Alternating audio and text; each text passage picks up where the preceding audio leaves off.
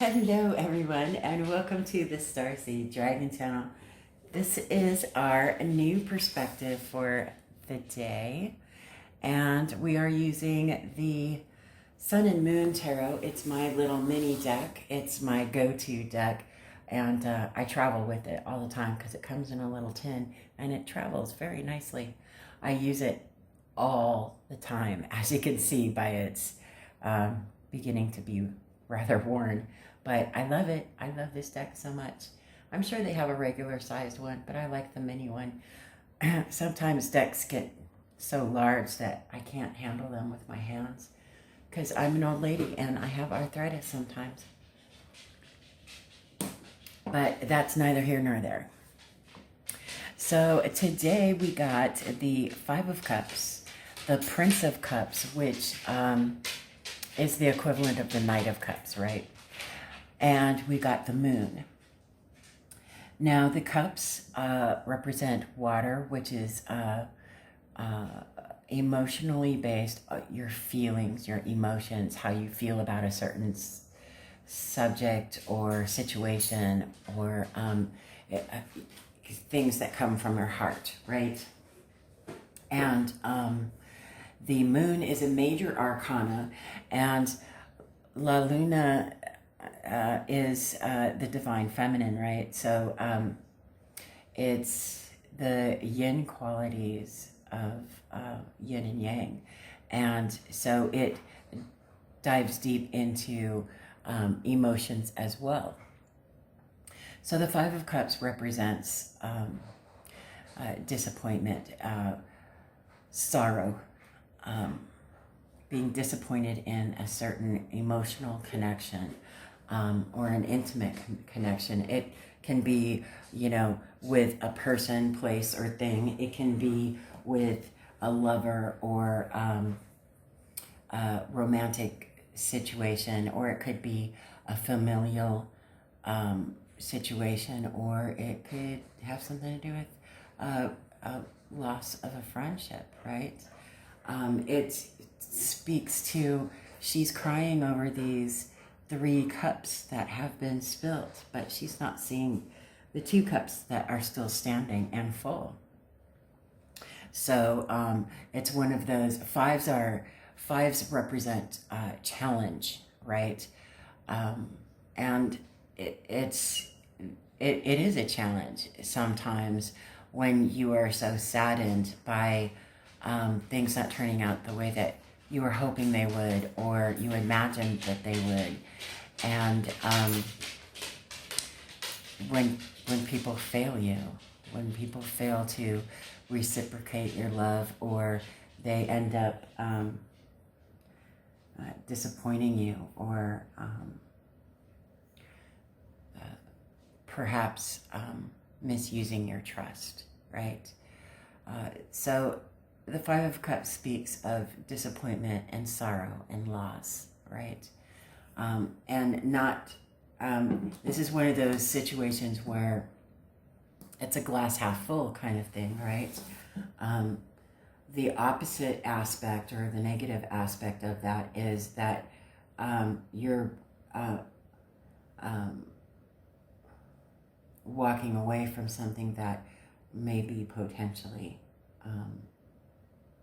disappointing, or kind of like dodging a bullet, right? So for those of you who read tarot, read reversals on tarot, if this were it to be in reverse, it would be like, dodge that bullet, right?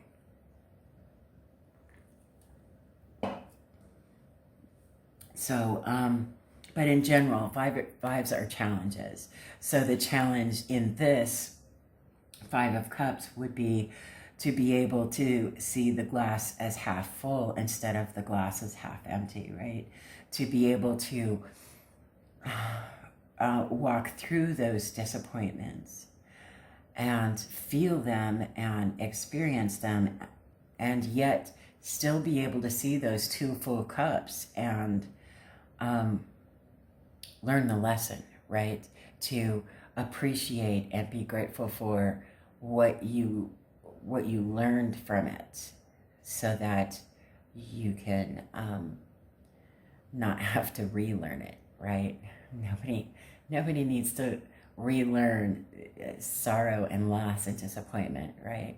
Nobody needs to relearn those lessons.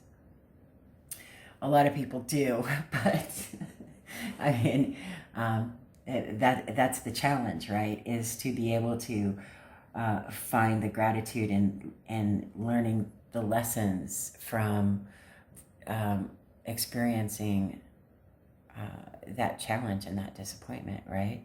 And the Prince of Cups is equivalent to the Knight of Cups in traditional tarot, and it speaks of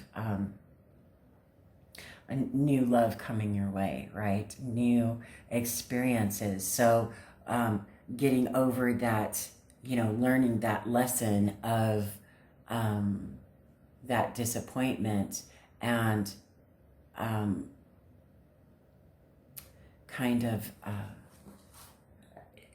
taking that experience and walking away from it with gratitude in your heart and not hardening your heart will open you up to experience new love, right? And the moon speaks to things being under the surface, diving a little bit deeper into that darkness. And a lot of people will view the moon card as something negative, that like somebody is hiding something from you, or there are hidden depths, right? But also, you need to think about this. Usually this is a full moon, and when the moon is full in the darkest of nights, it illuminates a path for you to follow, right? So it encourages you to walk through that darkness in order to see that light, right? In order to find the light within you. Sometimes you have to walk through your shadow self in order to understand that you need to, that you are the light in your life, right? You are the one who illuminates your life and learns those lessons and faces those challenges and isn't afraid to stand in the dark until you do, right? So that's my intuitive vibe off of these 3 cards that we've got today. What is it that sings to you in these cards? What is your intuition saying? Let me know in the comment section below. These draws are meant to inspire and help people to tune into their own intuitive selves and be able to